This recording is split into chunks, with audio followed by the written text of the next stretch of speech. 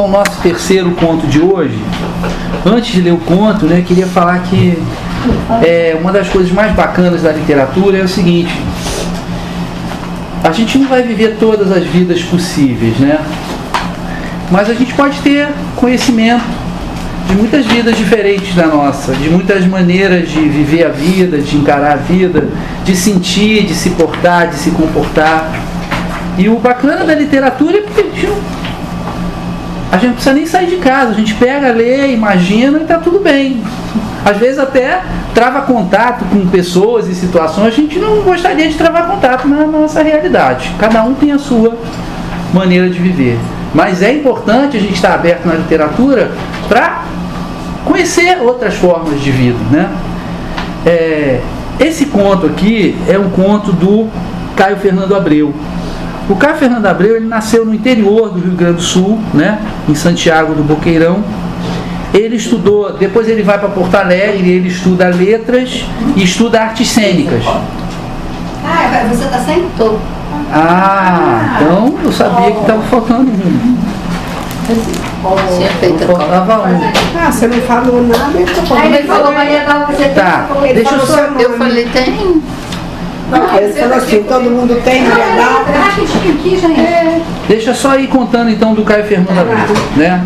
Então ele. Da onde que ele é? Ele era gaúcho, né, do interior de Santiago do Boqueirão. Aí ele vai para Porto Alegre e vai estudar letras e artes cênicas. 2 cursos ao mesmo tempo, né? Literatura e teatro, digamos assim. E ele abandona os 2 e vai trabalhar como jornalista, né? Durante a ditadura ele vai ser perseguido, aí ele mora na Europa, né? Na Espanha, na Suécia, na Holanda, na Inglaterra, na França. Retorna a Porto Alegre, vai para o Rio e depois se muda para São Paulo. E escreve romances, contos, peças, trabalha como jornalista, né? E em 94 ele descobre ter HIV e vem a falecer 2 anos depois. Ele tem inclusive um conto chamado Linda, que ele coloca assim: Linda, uma história terrível, que é um conto de um homem voltando para casa no interior, para a mãe, doente e tal, parará, que é obviamente o conto dele. Esse conto aqui que eu escolhi... Traz esse pra gente também. Hã? Traz esse pra gente também, ou manda. Eu acho que literariamente não é tão bom quanto esse aqui que a gente vai ler hoje, né? Mas se você puder mandar... Morangos Mofados, né? O Caio Fernando Abreu, ele é muito interessante pelo seguinte: ele é de uma geração que era muito politizada, né? Só que ele tinha outras questões. Ele era homossexual, né? E ele, na década de 80, ele resolve problematizar, trazer essas outras questões à baila. Não falar só de política no sentido mais estrito, central, pesado do termo. Então ele é alguém que participa, digamos assim, de uma renovação literária, de uma renovação temática, né? Da intelectualidade brasileira. Tem gente que gosta, tem gente que não gosta. Era um ótimo escritor, vocês vão ver, fantástico, né? E o que a gente tem aqui é uma linda história. Independentemente de qualquer coisa, ideologia ou a trajetória dele, essa história aqui é linda, é contada de uma maneira absolutamente incrível, é muito bonita mesmo. Chamada Aqueles Dois. E que ele coloca, ele era muito brincalhão, né? Ele coloca entre parênteses, inclusive, já um comentário à história. Ele mesmo faz um comentário à história. História de aparente mediocridade e repressão, né?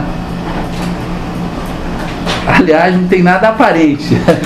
De verdadeira mediocridade e repressão, como a gente vai ver. Bom, ele dedica a história ao Wolfram Fernandes e cita um verso do Walt Whitman, né? So long, que seria até logo, né?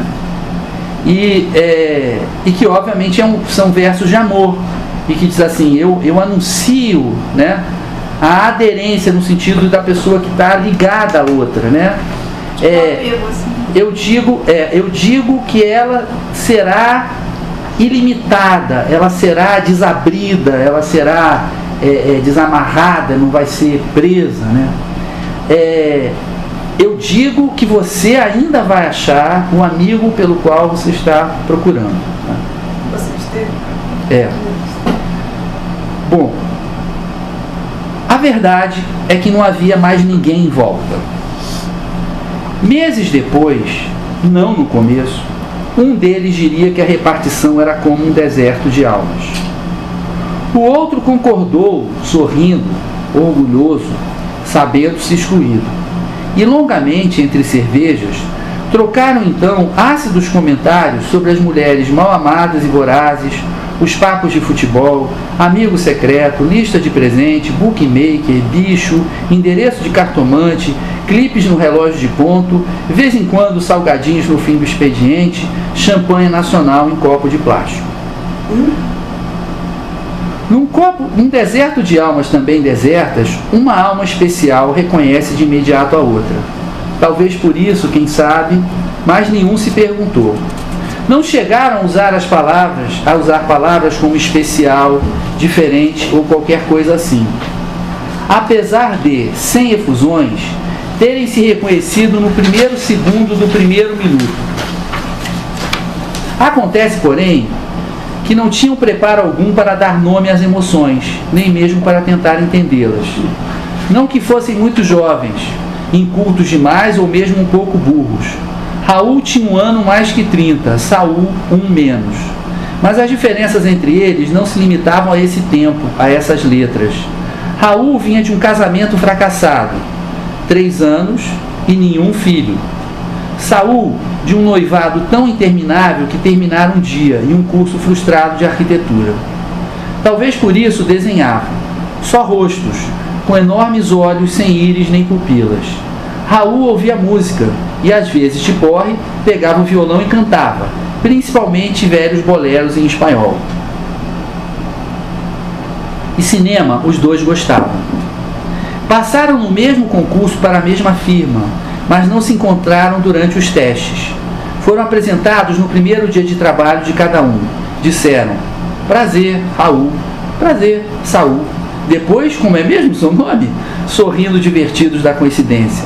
Mas discretos, porque eram novos na firma e a gente, afinal, nunca sabe onde está pisando. Tentaram afastar-se quase imediatamente, deliberando limitarem-se a um cotidiano "Oi, tudo bem?", ou no máximo às sextas um cordial "Bom fim de semana, então". Mas desde o princípio alguma coisa, fados, astros, sinas, quem saberá, conspirava contra ou a favor, por que não, aqueles dois.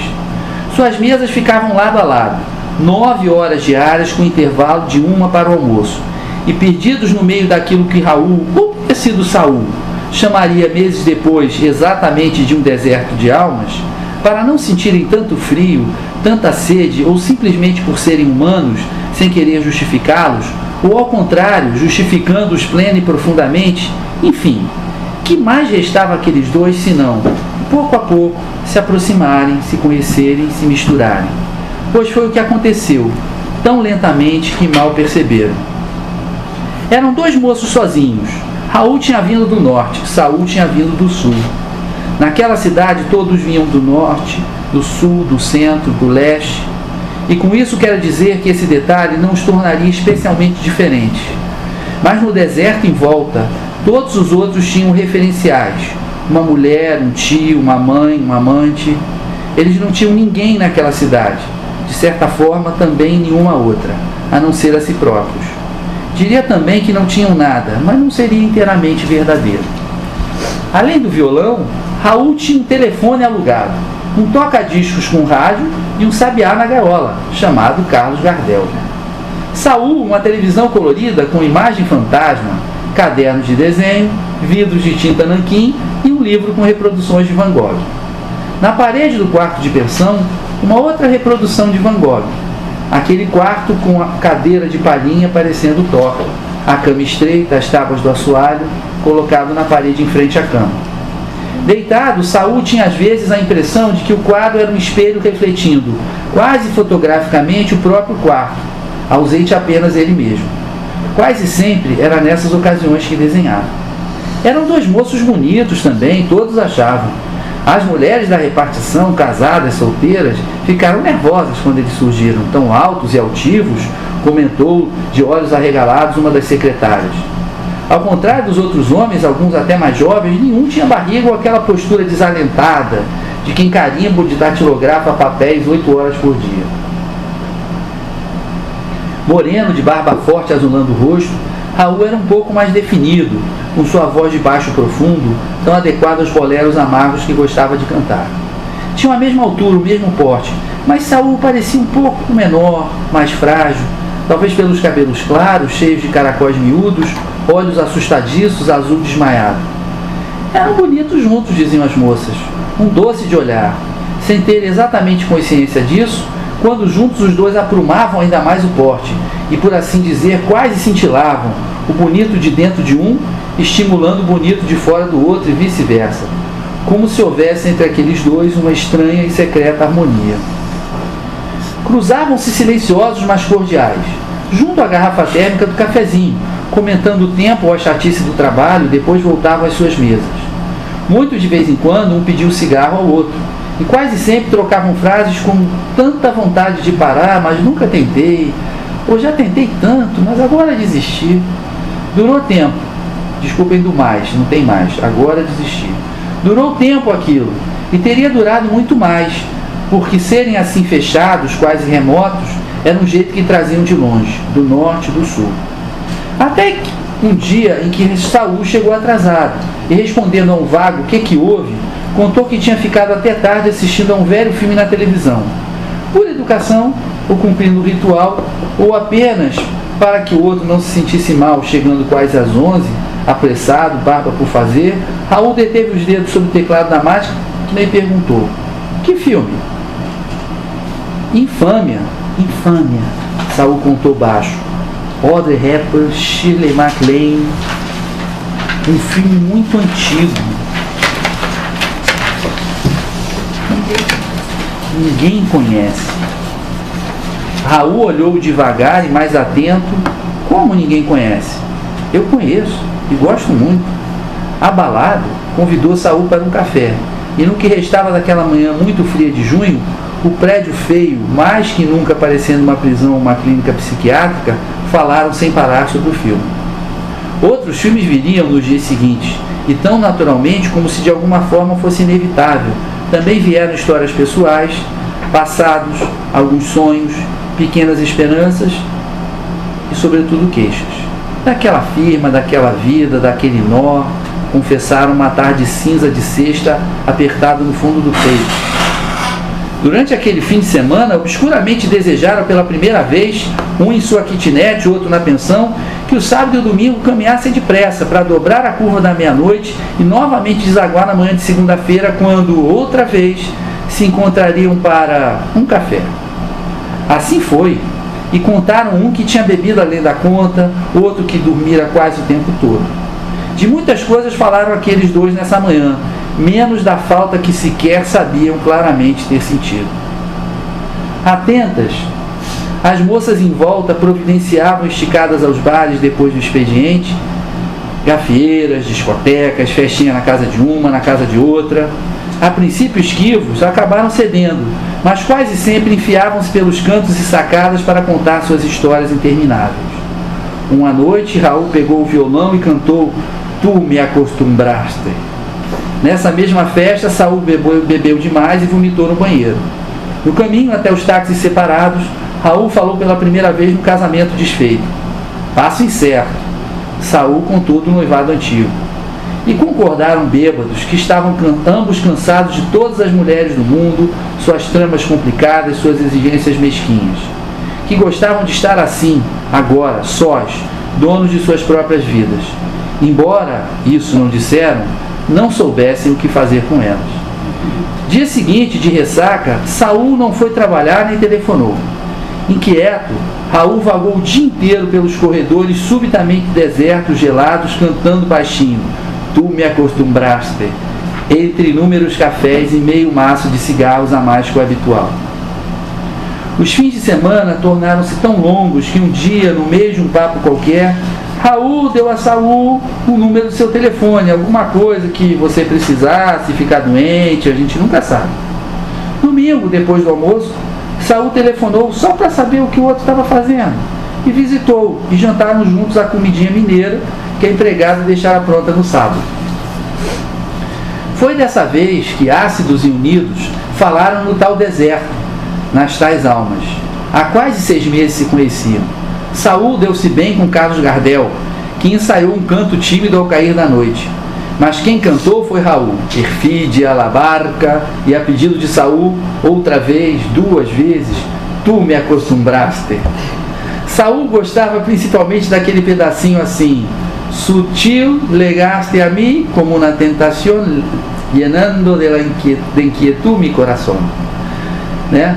Sutil chegaste a mim como uma tentação, enchendo de inquietude meu coração. Jogaram algumas partidas de buraco e por volta das 9, Saul se foi. Na segunda, não trocaram uma palavra sobre o dia anterior, mas falaram mais que nunca, e muitas vezes foram ao café.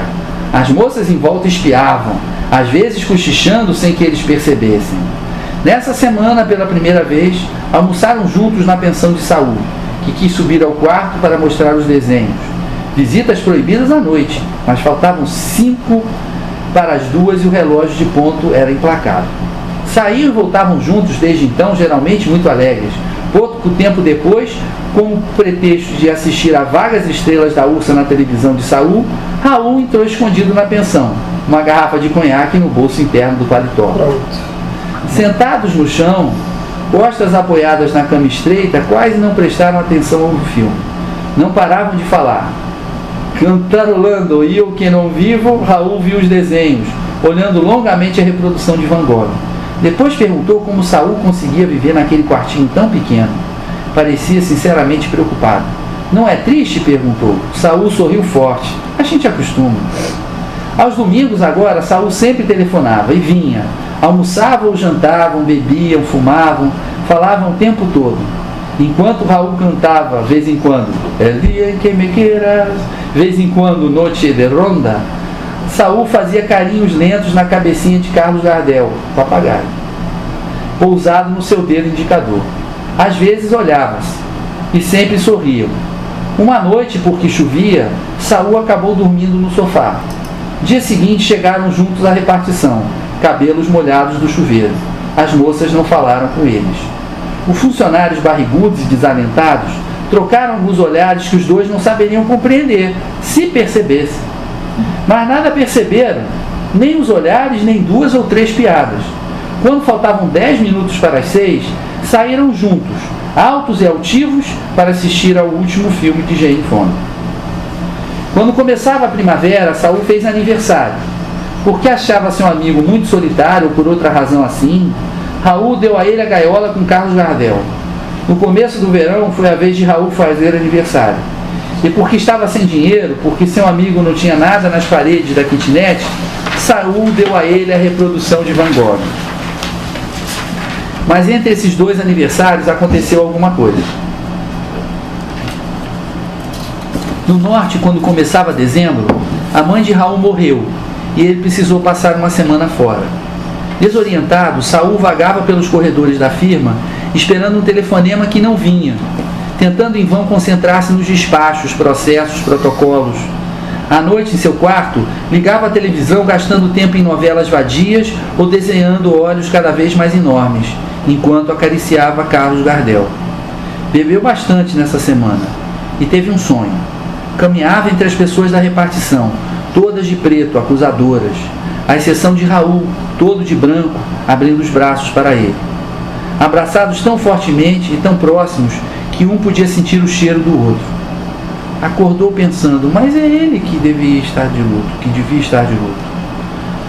que a mãe tinha morrido. Raul voltou sem luto. Numa sexta de tardezinha, telefonou para a repartição, pedindo a Saul que fosse vê-lo. A voz de baixo profundo parecia ainda mais baixa, mais profunda. Saul foi. Raul tinha deixado a barba crescer. Estranhamente, ao invés de parecer mais velho ou mais duro, tinha um rosto quase de menino. Beberam muito nessa noite. Raul falou longamente da mãe. Eu podia ter sido mais legal com ela, disse, e não cantou. Quando Saul estava indo embora, começou a chorar. Sem saber ao certo o que fazia, Saul estendeu a mão, e quando percebeu, seus dedos tinham tocado a barba crescida de Raul. Sem tempo para compreenderem, abraçaram-se fortemente, e tão próximos que um podia sentir o cheiro do outro. O de Raul, flor murcha, gaveta fechada. O de Saul, colônia de barba, talco. Durou muito tempo. A mão de Saul tocava a barba de Raul, que passava os dedos pelos caracóis miúdos do cabelo do outro. Não diziam nada. No silêncio era possível ouvir uma torneira pingando longe. Tanto tempo durou que quando Saul levou a mão ao cinzeiro, o cigarro era apenas uma longa cinza que ele esmagou sem compreender. Afastaram-se então. Raul disse qualquer coisa como eu não tenho mais ninguém no mundo. E Saul outra coisa como você tem a mim agora e para sempre. Usavam palavras grandes, ninguém, mundo, sempre, e apertavam-se as duas mãos ao mesmo tempo, olhando-se nos olhos injetados de fumo e álcool. Embora fosse sexta e não precisassem ir à repartição na manhã seguinte, Saul despediu-se. Caminhou durante 2 horas pelas ruas desertas, cheias apenas de gatos e putas. Em casa acariciou Carlos Gardel até que os dois dormissem. Mas um pouco antes, sem saber porquê, começou a chorar, sentindo-se só, e pobre, e feio, e infeliz, e confuso, e abandonado, e bêbado, e triste, triste, triste. Pensou em ligar para Raul, mas não tinha fichas, e era muito tarde. Depois chegou o Natal, o Ano Novo que passaram juntos, recusando convites dos colegas de repartição. Raul deu a Saul uma reprodução do Nascimento de Vênus, que ele colocou na parede exatamente onde estivera o quarto de Van Gogh. Saul deu a Raul um disco chamado Os Grandes Sucessos de Dalva de Oliveira. O que mais ouviram foi Nossas Vidas, prestando atenção no pedacinho que dizia: até nossos beijos parecem beijos de quem nunca amou. Foi na noite de 31, aberta champanhe na kitnet de Raul, que Saul ergueu a taça e brindou a nossa amizade, que nunca vai terminar. Beberam até quase cair. Na hora de deitar, trocando a roupa no banheiro, muito bêbado, Saul falou que ia dormir nu. Raul olhou para ele e disse: você tem um corpo bonito. Você também, disse Saul, e baixou os olhos. Deitaram ambos nus, um na cama atrás do guarda-roupa, outro no sofá. Quase a noite inteira, um conseguia ver a brasa acesa do cigarro do outro, furando o escuro feito um demônio de olhos incendiados. Pela manhã, Raul foi embora sem se despedir, para que Raul não percebesse suas fundas olheiras. Quando janeiro começou, quase na época de tirarem férias e tinham planejado juntos, quem sabe Paraty, Ouro Preto, Porto Seguro, ficaram surpresos naquela manhã que o chefe da seção os chamou, perto do meio-dia. Fazia muito calor. Suarento, o chefe foi direto ao assunto. Tinha recebido algumas cartas anônimas e cruzou-se a mostrá-las.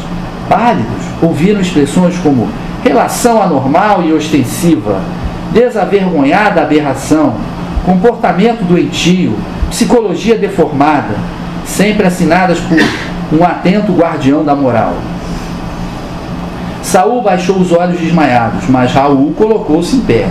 Parecia muito alto quando, com uma das mãos apoiadas no ombro do amigo e a outra erguendo-se atrevida no ar, conseguiu ainda dizer a palavra nunca, antes que o chefe, entre coisas como a reputação de nossa firma, declarasse frio: os senhores estão despedidos. Esvaziaram lentamente cada um a sua gaveta, a sala deserta na hora do almoço, sem se olharem nos olhos. O sol de verão escaldava o tampo de metal das mesas.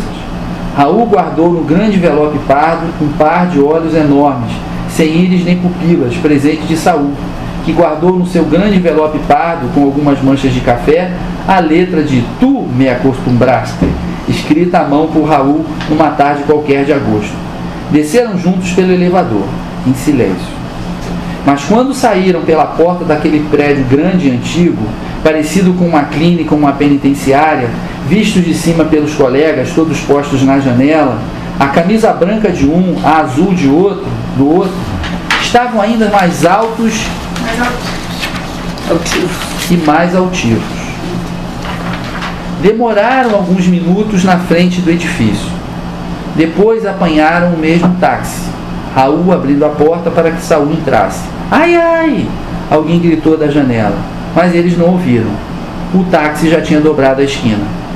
Pelas tardes poeirentas daquele resto de janeiro, quando o sol parecia a gema de um enorme ovo frito no azul sem nuvens do céu, ninguém mais conseguiu trabalhar em paz na repartição. Quase todos ali dentro tinham a nítida sensação de que seriam infelizes para sempre. e foram.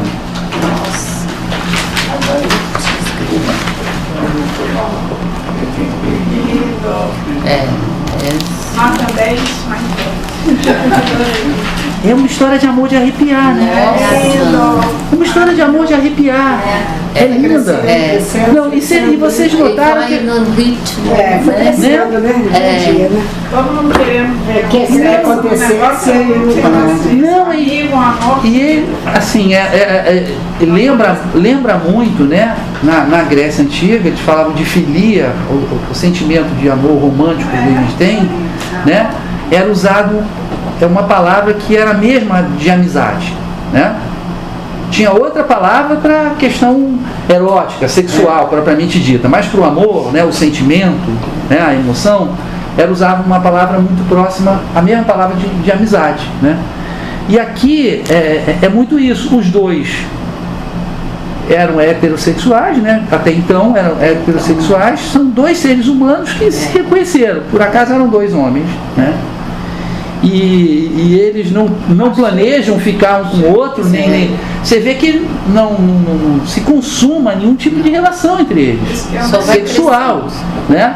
Eles não estão nem sabendo o que é aquilo, né? Isso é muito bonito, porque ele vai mostrando que vem da afinidade e de um ambiente super careta, que o Caio Fernando Abreu, no melhor estilo dele, né, com muito humor, ele dá aquela sacaneada no final, né?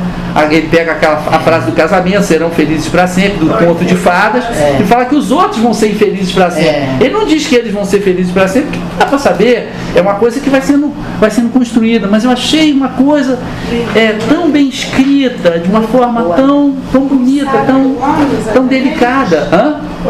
O conto é de 82.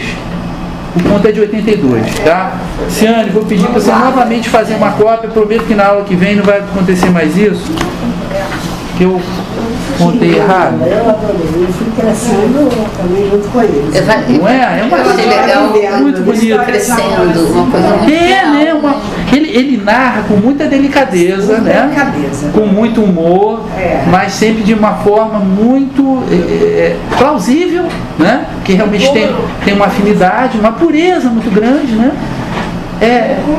Belíssimo, com naturalidade. Aí oposto a esse ambiente como um deserto de almas, né? Pessoas esquematizadas, vamos fazer do fim de semana churrasco, não sei o que, sexta-feira vamos sair, vamos encher o pote, aquela coisa, né?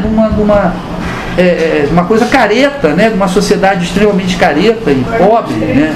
Eu acho também que eles não deixaram a coisa evoluir, né? Por conta da repressão mesmo, né? Não, eles já tinham essa repressão, mas eu acho que foi uma escolha literária para ele se concentrar na delicadeza espiritual da ligação entre eles. O sexo viria depois, naturalmente. Não, já existia a tensão sexual ali, né? Você tem um corpo bonito, você também tem.